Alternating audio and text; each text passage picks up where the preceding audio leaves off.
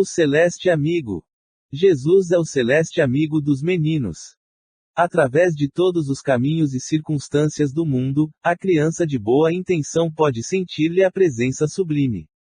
Basta que cultive a bondade no esforço diário e que guarde sincera confiança no divino poder, porque, então, a prece representará a escada de luz pela qual receberá a inspiração e o socorro do vigilante e compassivo amigo do céu. Veneranda. Pedro Leopoldo, 3 de abril de 1946. Leonardo. Leonardo, jovem aparentemente devoto, pedia sempre ao Senhor que lhe fosse revelado o caminho prodigioso para o céu. Embevecido, costumava olhar o firmamento, frequentes vezes, pensando nas alegrias do paraíso. Comparecia às aulas de um curso evangélico e escutava, de ouvidos maravilhados, as descrições e referências acerca de Jesus. Não era muito gentil no trato com os colegas, nem dedicava o respeito devido às pessoas mais velhas, sendo, por isso, pouco simpático aos companheiros. Entretanto, era curioso e perguntador, nas lições religiosas. Admirava Jesus e gostava de ouvir todas as histórias que se referissem a ele. Dentre as passagens das narrativas apostólicas, preocupava-se especialmente com a ressurreição. Regozijava-se ao saber que o Cristo, depois da morte na cruz, reaparecera, cercado de gloriosa luz, pronto para subir ao reino celestial. Por essa razão, queria preparar a felicidade futura, desejoso de encontrar-se, mais tarde, no quadro brilhante dos justos. E, muitas vezes, meditando nisso, interrompia brincadeiras para dizer consigo mesmo: "Oh, se eu pudesse receber do Divino Mestre o ensinamento necessário! Que ventura, há de conviver com os anjos e ganhar a devoção das criaturas! Sublime encontro!" Certa noite, depois de fervorosas súplicas, em companhia de sua mamãe, Leonardo dormiu e sonhou. Teve a impressão de que o vento era um carro de asas veludosas, carregando-o, docemente, para muito longe. Parecia-lhe viajar num avião diferente, sobre florestas e mares, cidades e rios, resplandecendo ao sol. Por fim, o carro deixou-o numa paisagem desconhecida. Viu-se à beira de lago cristalino semelhante a imenso espelho encrespado pelas ondas buliçosas, e lembrou-se do Genezaré, onde o Senhor ensinara a verdade e o bem aos discípulos humildes. Observava as águas tranquilas, que refletiam as luzes do firmamento, sentia o perfume das árvores adjacentes, quando notou que alguém se aproximava. Gracioso bando de avezinhas apareceu, de imprevisto, bicando as flores e atirando as pétalas ao chão, como se elas estivessem enfeitando o caminho para o visitante inesperado. O jovem contemplava-as sob forte admiração, indagando intimamente, quem receberia semelhante homenagem da natureza. Decorridos alguns instantes, sentiu-se à frente do próprio Cristo. Não teve qualquer dúvida. A claridade sublime que se fazia em torno, o olhar suave e profundo, eram os do Mestre. A rogativa. Jesus acercou-se dele e abençoou-o. O menino ajoelhou-se aos pés do Mestre sublime e, recordando o desejo que o inquietava desde muito, suplicou: "Senhor, ensina-me o caminho para o céu. Quero conhecer o paraíso, abraçar os teus anjos e receber lições de teus lábios." O divino amigo sorriu, benévolo, e permaneceu em silêncio, sondando-lhe o coração. Leonardo não desanimou e prosseguiu: "Ouve, mestre, vivo suspirando pela descoberta da senda que me levará ao reino celestial. Ajuda-me. Mamãe costuma dizer-me que lá é a mansão dos justos e dos bons e que tu és o príncipe da paz, benfeitor devotado e fiel." Esperou alguns momentos, de olhos cheios de lágrimas, e, porque tardasse a resposta do Salvador, perguntou, concluindo: "Dar-me-ás a feliz revelação?" O Cristo abraçou-o afetuosamente e respondeu, num belo sorriso: "Sim." O jovem, maravilhado e jubiloso, interrogou: "Como saberei, Senhor? Como compreenderei a dádiva sublime?" O Mestre fixou nele o olhar muito doce e falou: "Dar-te-ei o conhecimento da estrada celeste, por diversos sinais. Quando Perguntou, ainda, o pequeno rapaz, confundido de alegria. Hoje mesmo, disse Jesus, bondosamente. O despertar. E vê. Nesse instante, Leonardo sentiu dificuldade para manter-se na formosa paisagem a que fora conduzido. Já não conseguia ver o amigo celeste, nem ouvi-lo com a mesma clareza. Teve a impressão de uma voz muito forte a gritar-lhe nos ouvidos: Leonardo! Leonardo! Leonardo! O quadro desapareceu como por encanto. Nem a figura do Cristo, nem o céu azul, nem as árvores, nem o grande lago. E ele acordou na cama, atendendo ao chamado maternal. Profundo contentamento invadia-lhe a alma toda. Guardava, no íntimo, a certeza de que regressava de maravilhoso país onde estivera com Jesus, frente a frente. O relógio grande da sala de jantar dera 7 badaladas e um sol de ouro vivo derramava-se através da vidraça. Levantou-se otimista, deixando transparecer no rosto a mais viva satisfação. Depois do banho matinal, contou à sua mamãe a ocorrência da noite. Descreveu com entusiasmo a grande viagem num avião desconhecido, a chegada a misterioso recanto, cheio de verdura e beleza, e, por fim, o encontro com o mestre, de cuja boca recebera a promessa desejada. Sua mãezinha ouvira-o, orgulhosa e feliz, elogiando-o com palavras de carinho e de incentivo à prática do bem. Leonardo não cabia em si de contente. Ao café, pensava consigo mesmo, não deverei esperar a revelação prometida. E aguardou a vinda de Jesus, supondo que ele viesse traçar-lhe aos olhos assombrados um grande roteiro, como a professora nas aulas de geografia. No serviço paterno. V. TOCADO de alegre expectativa, foi ao encontro do pai, nos serviços de horticultura. Atravessou o grande milharal, contemplando as nuvens, cheio de curiosidade e esperança. Eram justamente 8 horas, quando avistou o genitor, ocupado em proteger os largos canteiros de tomates e ervilhas. Parou admirado. O quadro de trabalho inspira desânimo às pessoas menos corajosas. A enxurrada trouxera dos morros próximos, densa camada de imundície, ameaçando as hortaliças delicadas. Fazia-se preciso manobrar a enxada, cuidadosamente, e movimentar pesados carrinhos de mão. Venha, Leonardo! Convidou o pai sorridente, enxugando o suor que lhe caía copiosamente do rosto.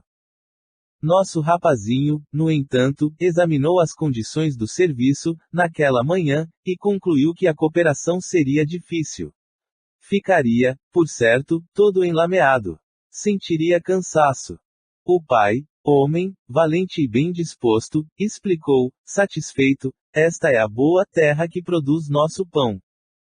Sim, pensou o filho, consigo mesmo, o pão é excelente, mas a tarefa é enorme, não seria melhor escapulir. Sem demora, imaginou um pretexto para retirar-se. Hoje, papai, disse ele, não posso ajudá-lo. Devo fazer muitos exercícios escolares. O genitor não se aborreceu e aconselhou-o, sorrindo, então, meu filho, não perca tempo. Volte para casa e estude. As plantas TENRAS. Vi. Apesar do aviso paternal, o menino apenas se afastou para gozar a vadiagem. Dirigia-se, preguiçoso, para a fonte próxima, quando encontrou compridas fileiras de formigas, atacando tenrás mudas de laranjeiras. As pequeninas invasoras cortavam folhas e grelos minúsculos com o maior desrespeito, e fugiam, apressadas. Observando as mudas ofendidas, recordou as alegrias do pomar. De vez em quando, sua mamãe realizava festas para a criançada, em pleno quintal. Os colegas e ele serviam-se das laranjas, gostosamente. Eram sempre saborosas e doces. Pareciam verdadeiros presentes de Deus, colocados inexplicavelmente nos galhos verdes das árvores. O pai recomendava incessantemente o maior cuidado com as laranjeiras. Aos sábados, fazia-lhes demorada visita, defendendo-as de formigueiros e ervas daninhas. Nem por isso, todavia, modificou a atitude inicial de indiferença. Julgou que dispenderia muito tempo. Considerou a possibilidade de comunicar a ocorrência ao seu papai, mas, quando supôs que poderia ser incumbido de salvar as plantas, abandonou todo o propósito de esforço. Teve a impressão de que as mudas frágeis lhe pediam socorro, entretanto, olhou a imensa quantidade de pequenas perturbadoras em movimento, deu de ombros e exclamou: façam as formigas o que quiserem. A vaca doente. Vi. Retirou-se para as vizinhanças do curral, onde sua atenção foi solicitada por uma vaca doente. A pobrezinha arfava de cansaço. Tinha uma perna quebrada e várias feridas no corpo. Apelava para ele, com o olhar muito triste, como a suplicar-lhe uma gota d'água. O animal tinha sede, muita sede. Era Brinquinha. Não pôde furtar-se às recordações de seus bons serviços. Fornecia leite saboroso pela manhã e deixava-se ordenhar, mansa e humilde, parecendo satisfeita em atender às necessidades de toda a casa. O tratador separava-a do bezerro, que chorava, à distância, vendo-se prejudicado no carinho materno.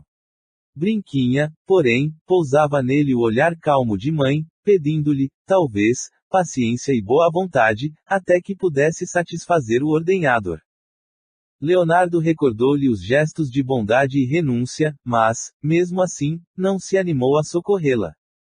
O animal só faltava falar-lhe diretamente com palavras humanas. Confiante, mostrava-lhe a boca sedenta e a língua seca. Entretanto, o rapazinho conservava-se indiferente.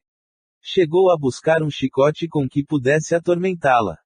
Felizmente, não encontrou o que procurava e, longe de compadecer-se, fez um gesto de ingratidão e disse à vaca enferma, em alta voz: fica-te, por aí, cheia de manhas. Receberás a boa sova de que precisas. A ave ferida. Vi. Prosseguia o menino na estrada, de volta a casa, e, depois de alguns passos, longe do curral, avistou uma ave ferida, incapaz de tornar ao voo. Perverso caçador acertaraiu-lhe o corpo frágil com um grão de chumbo. A infeliz arrastava-se dificilmente, provocando piedade. As penas macias das asas mostravam rubros sinais de sangue. Dirigiu a Leonardo um olhar de aflição e desalento, num apelo mudo de assistência e carinho. Parecia dizer: tenho o ninho cheio de filhotes que me esperam. Saí, muito cedo, procurando alimento, mas fui visada por um homem mau, que me atingiu sem razão. Bom menino, ajuda-me, em nome de nosso Pai Celestial. Auxilia-me a regressar. Tenho medo, muito medo. Lembra-te de tua mamãe que não desejava separar-se de ti e compadece-te do meu coração angustiado de mãe ferida.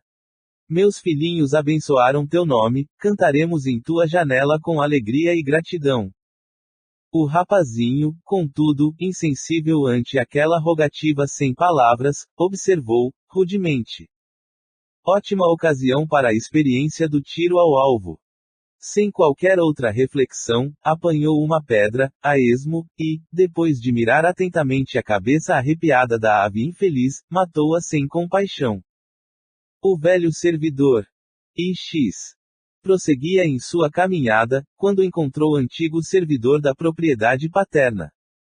O velhinho, de cabelos brancos, seguia dificilmente, suportando pequeno fardo às costas. Como não recordar-se dele? Era Ricardo, precioso auxiliar em todos os serviços domésticos. Demonstrava cansaço e velhice, mas nunca lhe faltava boa vontade. Em razão disso, o papai de Leonardo aproveitava-lhe os préstimos em atividades mais leves. Nesse dia, mostrava-se mais pálido, mais tremula, tropeçando frequentes vezes. Leonardo aproximou-se. Notando-lhe a presença, o ancião rogou, confiante: meu bom rapaz, ajude-me, por favor. Venho do moinho de seu pai, onde recebi o farelo que devo entregar ao vizinho. Creio, porém, que meu velho corpo não está funcionando bem. A cabeça anda-me à roda, tenho as pernas doridas, receio cair a qualquer momento. Fez pequeno intervalo e acrescentou, humilde: quer auxiliar-me a levar a carga? A voz dele era triste e chorosa, mas o menino não se comoveu. Pensou consigo mesmo que o velho era simples empregado e que não devia diminuir-se, prestando-lhe colaboração. Dominado por essa ideia, pôs as mãos nos bolsos, deu uma gargalhada e falou: O senhor acha que sou seu criado? Arrebente-se como puder. A resposta revelava dura ingratidão. O velhinho, contudo, não disse mais nada e seguiu em silêncio. O livro emprestado. X. Decorridos alguns minutos, o indolente rapaz encontrava-se, de novo, às portas de casa, e contemplou o firmamento, onde o sol ia muito alto, dando a impressão de que viajava no dorso branco das nuvens. Parado na observação do alto, interrogou a si próprio: em que momento virá Jesus ensinar-me o caminho para o céu? O vento passava, de leve, parecendo recomendar-lhe calma e esperança. Dispunha-se agora a penetrar o interior doméstico, quando foi procurado por Antoninho, inteligente sobrinho do vaqueiro, o qual, de pés descalços e camisa em remendos, lhe pedia um livro emprestado. O colega pobre permanecia respeitoso, acanhado. Os olhos tímidos mostravam expressão de súplica. Leonardo supôs que o companheiro talvez tivesse vindo a conselho do tio Manuel, que o assistia carinhosamente nas lições, e antegozou o prazer de exibir a posse. Aprumou-se e recebeu-lhe as saudações com as fumaças da superioridade mentirosa. Antoninho explicou-se humildemente, alegando que devia apresentar as lições preparadas, o que se tornava difícil por faltar-lhe o livro de História Natural. Leonardo ouviu tudo, de cabeça alta, e respondeu, inflexível: O quê? Emprestar meu livro? De modo algum. Se você quiser estudar, gaste o seu próprio dinheiro. O colega ia insistir na solicitação, mas o nosso rapazinho adiantou-se, exclamando: Não, não e não.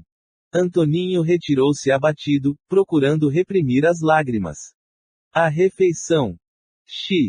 Logo após, entrou Leonardo em casa, onde esperou o pai para o almoço. Nem sequer olhou para sua mamãe que ia afobada, de um lado para outro, atenta aos preparativos da refeição. Temendo o serviço, fechou-se no quarto, até que a voz materna se fizesse ouvir à porta, chamando-o carinhosamente. O pai já havia chegado, preparando-se para o almoço. Viera suado, mas prazenteiro, carregando 2 cestos pesados de morangos, cenouras, bananas e abacaxis. Leonardo, porém, mantinha-se distante de qualquer expressão de reconhecimento e nem se dignou de reparar as frutas. Posta a mesa em toalha muito limpa, debalde sua mamãe lhe recomendava compostura e silêncio. O menino choramingava, entre lamentações e palavras feias. Onde está o meu bife? Reclamava, gritando, em vista da ausência da carne. Sirva-se dos ovos, meu filho. Dizia sua mamãe carinhosa e boa. Não quero, não quero, exclamava o filho ingrato. As cenouras e batatas estão excelentes, acentuava a senhora com desvelo. O pequeno malcriado, no entanto, longe de corresponder à bondade dos pais, abandonou a mesa precipitadamente, dirigindo-se para a cozinha, onde bebeu quase 1 litro de leite às escondidas. Zé Macaco. XI. Fim do almoço, sob o olhar materno, que revelava enorme preocupação, Leonardo tomou a pasta de livros e cadernos, pondo-se a caminho da escola.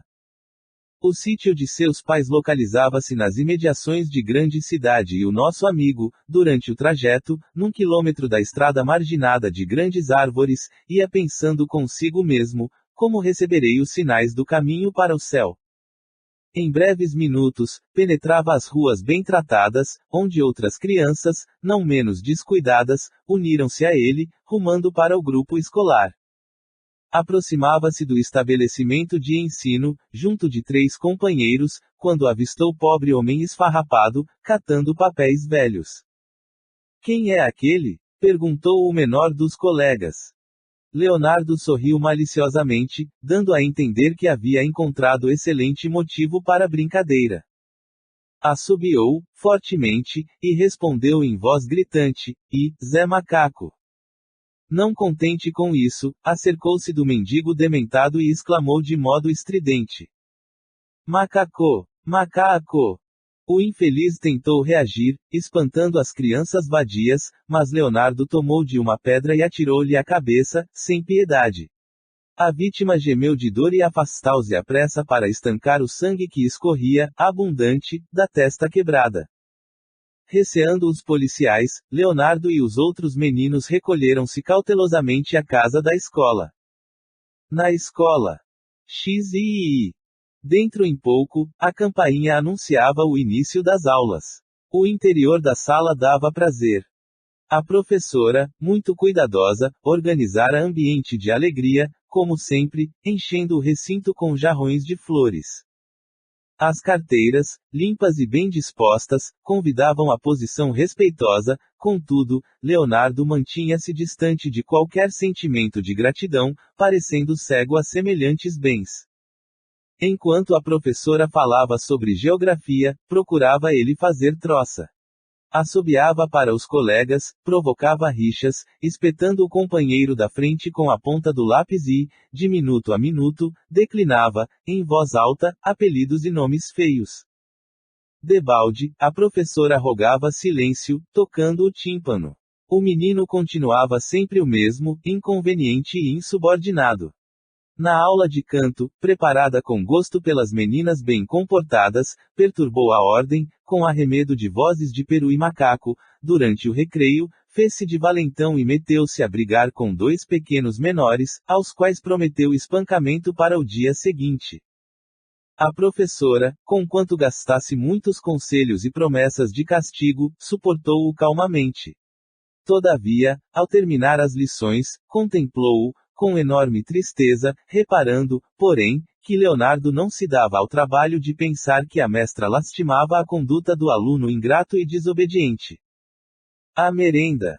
XIV. A saída do educandário, como pusesse à mostra duas grandes fatias de pão com manteiga e queijo fresco, que lhe sobraram da merenda, aproximou-se Orlandinho, o filho de uma lavadeira pobre, que lhe falou, envergonhado. Leonardo, hoje ainda não comi coisa alguma. Tive medo de ficar atrasado nas lições e não quis perder a aula, embora viesse com bastante fome. Torcia as mãos, acanhado por pedir. E porque o colega o fitasse com frieza, prosseguiu, explicando. Seu Januário não me pagou os serviços que fiz em casa dele, na semana passada, e, por isso, como mamãe tem andado doente, não nos foi possível comprar nem mesmo o café. Leonardo não respondia, mas Orlandinho, muito corado de vergonha, passou ao pedido direto, depois de uma pausa mais longa. Em vista de nossas dificuldades, quem sabe você quererá ceder-me, por favor, a merenda que lhe sobrou do recreio. Nesse ponto da solicitação, os olhos de Orlandinho estavam cheios d'água. Em voz mais triste ainda, ele concluiu. Gostaria de levar algum alimento para a mamãe. Leonardo, todavia, quebrando o silêncio em que se fechara, exclamou. Ora, você acha que eu sou padaria? Passe à frente. Não dou merenda a colegas vadios. Orlandinho chorou, porque, de fato, sentia fome, mas Leonardo foi insensível. Se quiser comer, acrescentou, vá trabalhar. A oração da noite. XV. Era tarde, quando tornou a casa. Esperavam-no os pais carinhosos para leve jantar. Observando que o dia terminava, sem que Jesus viesse, em pessoa, ensinar-lhe o caminho do céu, Leonardo mantinha-se aborrecido e birrento. À noite, quando sua mamãe o chamou para a oração de graças, respondeu, nervoso.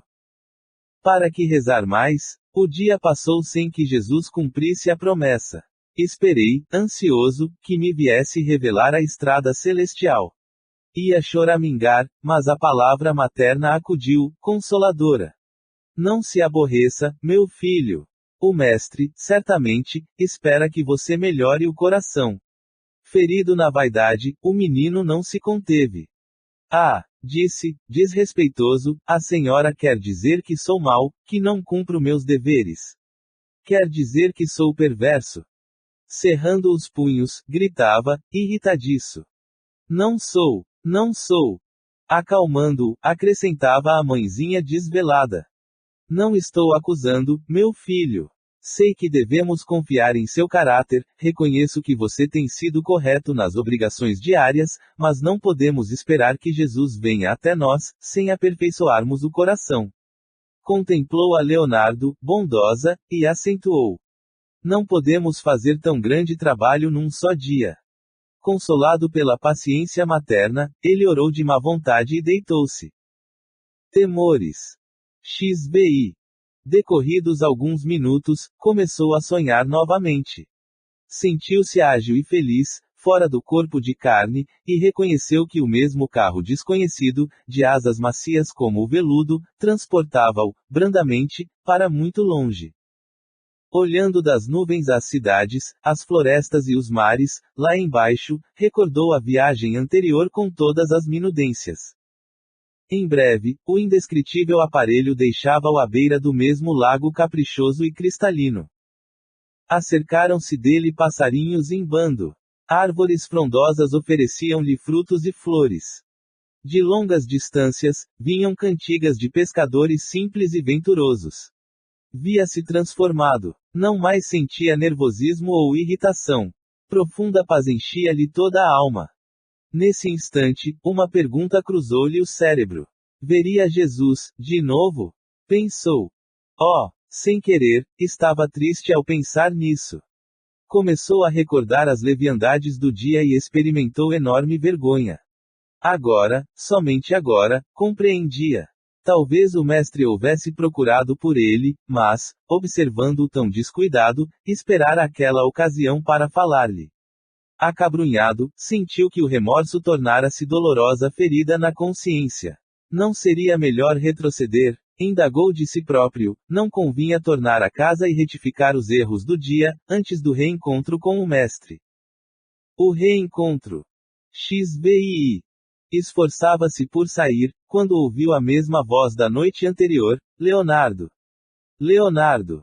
Estava o Senhor à frente dele, mais belo que nunca. O menino caiu de joelhos, mas notou que Jesus não tinha a mesma alegria anterior.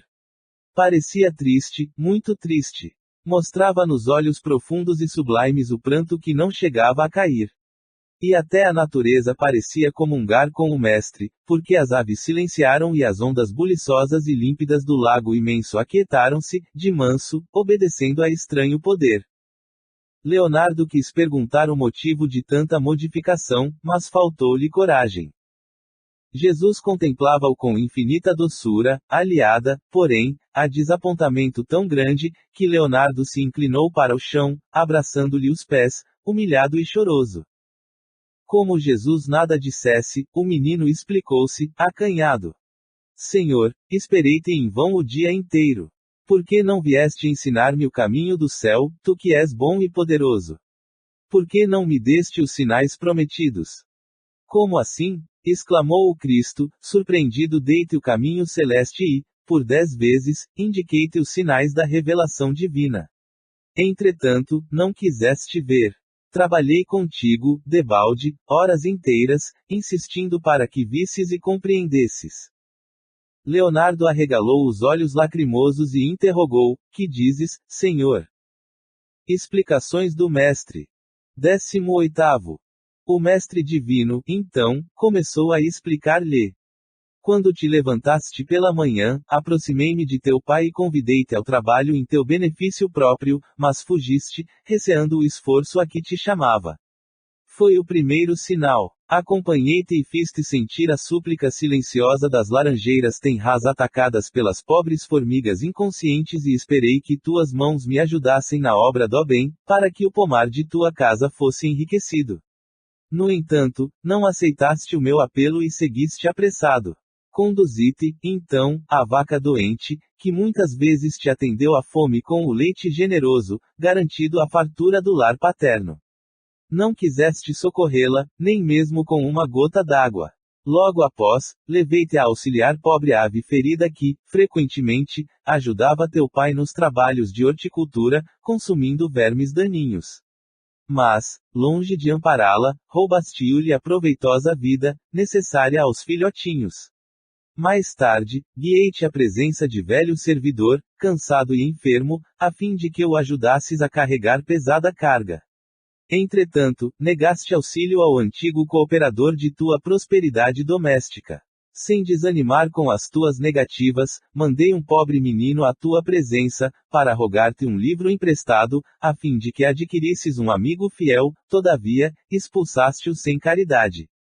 Depois, proporcionei-te ocasião de ser grato a Deus, oferecendo-te refeição substanciosa e sadia, mas insultaste a mesa paternal, pronunciando palavras inconvenientes. Em seguida, aproximei-te de modesto e doente varredor de rua, para que demonstrasses respeito e amor ao próximo. Perseguiste-o a pedradas. Terminada mais essa experiência infrutífera, acompanhei-te até a professora bondosa, esperando que revelasses boa vontade e reconhecimento. Preferiste, contudo, a perturbação e a vadiagem. Na escola, havia a humilde criança com fome que conduzia à tua presença, a fim de que lhe desses um pouco do pão que te sobrava, mas feriste-a com palavras de zombaria e negação. Finalmente, à noite, dei-te oportunidade à prece de reconciliação e agradecimento, atacaste, porém, tua mãe com frases grosseiras e queixas infindáveis. O caminho. X e X. Leonardo estava perplexo e entendia, agora, as visitas do mestre invisível. Tinha o rosto banhado em lágrimas e o coração entristecido. Mas, como não guardava perfeita compreensão de tudo, arriscou-se a considerar, ainda. Senhor, reconheço que não respeitei os sinais que me deste. Estava cego. Perdoa-me e ajuda-me, por amor ao Pai de bondade infinita. Os soluços de amargura íntima obrigaram-no a pequeno intervalo. O menino, porém, criou forças novas e perguntou. Contudo, Senhor, e o caminho para o céu? Jesus, então, sorriu benevolente e esclareceu. O caminho celeste é o dia que ó Pai nos concede, quando aproveitado por nós na prática do bem. Cada hora, desse modo, transforma-se em abençoado trecho dessa estrada divina, que trilharemos até o encontro com a grandeza e a perfeição do Supremo Criador, e cada oportunidade de bom serviço, durante o dia, é um sinal da confiança de Deus, depositada em nós. Quem aproveita o ensejo de ser útil, caminha para o alto e avança na senda sublime, mas os que fogem ao trabalho edificante perdem o tempo e demoram-se à retaguarda, lutando com os perigosos monstros da preguiça e do mal. O mestre fez longa pausa e, depois, acariciando a fronte de Leonardo, que se desfazia em pranto, perguntou: Por que fugiste à ocasião de ser bom, meu filho? Acordando de novo. XX. Leonardo, abatido e humilhado, levantou os olhos tristes e rogou: Perdoa-me, Senhor. Em seguida exclamou, desalentado: Que será de mim? Perdi o meu dia, desprezei o caminho para o céu e, sobretudo, fiz o mal aos meus semelhantes. Nesse momento, notou que sombras espessas caíam na paisagem. Não mais via os astros brilhantes, nem as águas, nem as árvores, nem os passarinhos. Cravou os olhos em Jesus, entretanto, sentia também extremas dificuldades para enxergar o Mestre. Queria prolongar indefinidamente aqueles minutos sublimes na companhia do celeste amigo para saber mais, muito mais. Percebendo, porém, que o Cristo se afastava, estendeu os braços na direção dele e interrogou, ansiosamente: Que será de mim, Senhor? Leonardo não conseguiu mais divisar o mestre, mas ouviu-lhe ainda a voz que respondia: Esperarei por ti, amanhã. Desejou levantar-se e correr para procurá-lo. Entretanto, não conseguiu fazê-lo. A sombra aumentava sempre e uma força estranha e invencível chumbava-lhe os joelhos ao solo em que se achava genuflexo. Depois de penosos minutos de aflição, dentro dos quais se sentia numa noite horrível de trevas, acordou, agitado, chorando intensamente. Mas, em seus ouvidos de menino transformado, ressoavam ainda as palavras do Divino Mestre: Esperarei por ti, amanhã.